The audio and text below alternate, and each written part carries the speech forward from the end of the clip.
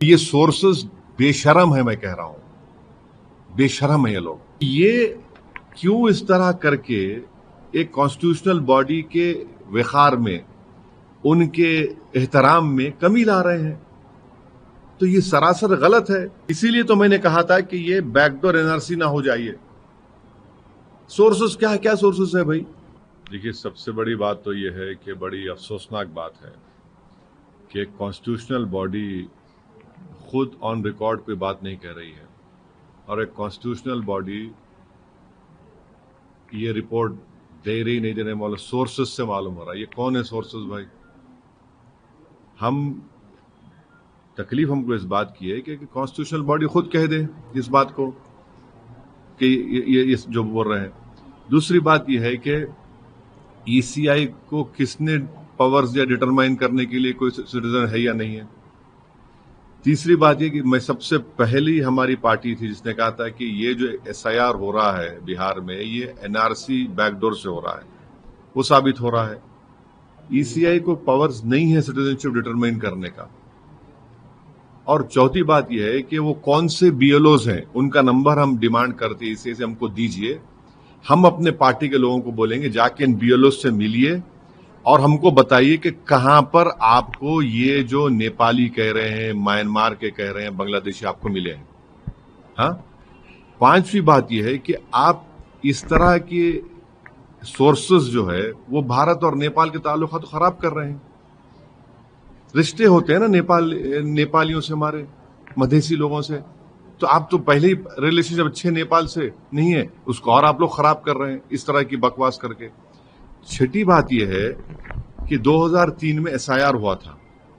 हम पूछना चाह रहे हैं इन सोर्सेस से, चलिए ईसीआई से नहीं, इन सोर्सेस से पूछना चाह रहे हैं उस 2003 के एसआईआर में कितने फॉरेन नेशनल निकले बताओ। सातवीं बात यह है कि जुलाई 19 2019 में इलेक्शन कमीशन ऑफ इंडिया ने एक जवाब का सवाल दिया जिसको जस्टिस लॉ मिनिस्टर ने पार्लियामेंट में दिया, और उन्होंने क्या कहा 19 जुलाई 2019 को कि ना 2016 में, ना 2017 में, ना 2019 में कोई फॉरेन नेशनल नहीं निकला। सिर्फ 3 निकले हैं, एक तेलंगाना से, एक वेस्ट बंगाल से, गुजरात से। तो ये सोर्सेस बेशरम है, मैं कह रहा हूं, बेशरम है ये लोग। और आठवीं बात यह है कि किशनगंज, अरारिया, पूर्णिया, कटिहार 2025 में समरी रिवीजन हुआ है। अब समरी रिवीजन में वहां पर नाम जिसके नहीं आए, किसके नहीं आए कि उसकी मौत हो गई, या वो शिफ्ट हो गया, या फिर वोटर नहीं मिला। समरी रिवीजन में कोई ये बात नहीं आई कि सिटीजनशिप का मामला आया या डॉक्यूमेंट अनअवेलेबल था। तो ये क्यों इस तरह करके एक कॉन्स्टिट्यूशनल बॉडी के वक़ार में, उनके एहतराम में कमी ला रहे हैं? तो ये सरासर गलत है। हम चाहेंगे कि ईसीआई को खुद ऑन रिकॉर्ड ये बात कहे।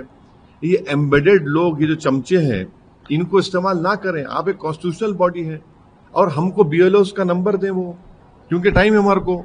हम जाएंगे उन बीएलओस के पास, पूछेंगे बताओ तुमने किस बुनियाद पर कह दिया कि नेपाली है, क्या रिकॉर्ड है तुम्हारे पास। और सुप्रीम कोर्ट ने प्राइमा फेसी कहा कि आप 3 डॉक्यूमेंट्स को देखिए, रेशन कार्ड, आधार कार्ड, तो आपने कह दिया तो उन 3 डॉक्यूमेंट्स को आपको देखना ही। मनमानी कर रहा है तो आप बताइए ना, जब चुनाव आयोग बुलाता है तब तो गंभीरता आप लोग दिखाते नहीं है। देखिए, ये एक ऐसा प्रोसेस है जिसको समय समय पर इसका पालन किया जाता है। अरे प्रभु, कतई वो भाषा विवाद पर एक साथ नहीं आए, अपनी खोई हुई जमीन को हासिल करने के लिए ये लोग एक साथ आए। जिस तरीके से पिछले कुछ वर्षों में उद्धव जी हो या राज ठाकरे जी हो, एक के बाद इन्होंने अपनी जमीन को खोने का काम किया, अपनी विरासत को इन लोगों ने खोने का काम किया, जो बाला साहेब, आदरणीय बाला साहेब जिनको सौंप के गए थे। पर जिस तरीके से ये लोग उसको संजो कर नहीं रख पाए, आज उसी को वापस हासिल करने की सोच के लिए, अपनी महत्वाकांक्षाओं को पूरा करने की सोच के साथ आज ये दोनों एक दूसरे से मतभेद भूलकर एक मंच पर आए। मुझे नहीं पता कि मनभेद दूर हुआ है कि नहीं। तस्वीरें साथ खिंचाई हैं और वो सिर्फ राजनीतिक लाभ के लिए हैं, जो देखने से लगता है। 9 तारीख को बिहार बंद का ऐलान किया गया है विपक्ष द्वारा, तो लगातार कहा जा रहा है कि चुनाव आयोग क्या मनमानी कर रहा है, वोटर लिस्ट में से लोगों की नाम काटने के भाई अगर मनमानी कर रहा है तो आप बताइए ना। जब चुनाव आयोग बुलाता है तब तो गंभीरता आप लोग दिखाते नहीं है, प्रूफ दिखाइए। और आप लोग राजनीतिक दल है, राजनीतिक संगठन है, मैंने अपने कार्यकर्ताओं को निर्देशित किया है कि कहीं पे अगर ऐसी कोई कठिनाई आ रही है तो जाएं, उनकी मदद करें। देखिए, ये एक ऐसा प्रोसेस है जिसको समय समय पर इसका पालन किया जाता है। वो सैनिटाइजेशन होना जरूरी है ताकि घुसपैठियां हो। कई बार देखा गया कि कितने लोग हैं जिनको मृत हुए दशकों बीत गए पर उनके नाम पर वोटर कार्ड बने रह जाते हैं। ऐसे में जो सही में जिनका हक बनता है वो इससे वंचित रह जाते हैं। व्यवस्था को पूरी पारदर्शिता के साथ, और इसको तो समय समय पर और सरल किया जा रहा है। इसको जितना बाइफरकेट किया गया है 2003 से पहले, 2003 के बाद जो फर्स्ट टाइम वोटर्स हैं, इसको पूरी तरीके से, और बाकी हम लोग के साथी कार्यकर्ता हैं, अगर कहीं पर दिक्कत आए कि हम लोग भी मदद करेंगे। मैं तो विपक्ष से भी आग्रह कर रहा हूँ कि अगर ये संज्ञान में आपके आ रहा है तो इसका राजनीतिकरण करके एक फॉल्स नैरेटिव खड़ा करने की बजाय उन लोगों की मदद कर दें जिनकी समस्या आपके संज्ञान में।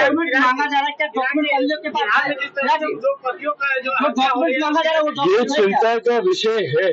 जिस तरीके से बिहार में अपराध बढ़ा है, लॉ एंड ऑर्डर जिस तरीके से ध्वस्त हुआ है, और मैं सिर्फ एक व्यापारी की हत्या को लेकर ही नहीं बोल रहा हूँ, ये तो चिंता का विषय ही है, क्योंकि एक ऐसी जगह पर ये घटना घटी है खुलेआम, जो पटना का एक पॉश इलाका है, 100 मीटर की दूरी पर वहाँ पे थाना है, अधिकारियों के घर है वहाँ पर। अगर यहाँ पे ऐसी घटना घट रही है तो सोचिए गांव देहात में क्या हो रहा होगा। अगर बिहार में एक भी हत्या होती है तो सरकार और प्रशासन के लिए ये चिंता का विषय होना चाहिए। मेरे लिए चिंता का विषय है कि मैं जिस सरकार का समर्थन कर रहा हूँ, और मैं दुखी हूँ इस बात से कि जो सरकार सुशासन के लिए जानी जाती थी, वो सरकार में अगर इस तरीके से आपराधिक घटनाएं बढ़ेंगी तो विपक्ष को तो बोलने का मौका मिलेगा ही। कहीं ना कहीं कहाँ चूक हुई है, ये हम लोगों को सुधारना होगा, और कड़ी से कड़ी कार्रवाई करके उसके ऊपर हम लोग को एक प्रेसिडेंट सेट करना होगा ताकि भविष्य में ऐसी घटना ना घटे।